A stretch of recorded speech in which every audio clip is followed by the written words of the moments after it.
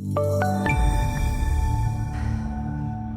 Virginia McGathey here on the floor at the CME Group reporting on the livestock market. Today, cattle was lower. Futures really started higher and then the sell-off came. It looks like we're at the end of the week, some profit taking coming in, and certainly after making a new high for the fifth day in a row, the profit takers just said, they couldn't leave it on, leave it on the table.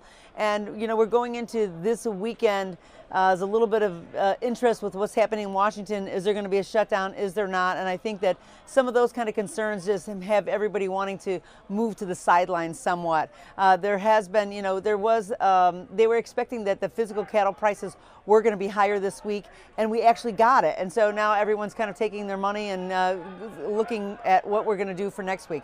The market's going to be choppy going forward, but still is relatively strong overall. So I think that it's looking good going forward. The feeders also sold off, and the futures are really following that live cattle market. It seemed like after the cattle on feed report from Wednesday, it really gave some direction to the market. So we rallied up, and perhaps then these concerns about the U.S. dollar index and what's happening in Washington, and of course the live cattle and the feeders are not really sure, and their optimism is really kind of held close to the chest. Now on the hogs really showed a bearish sentiment today.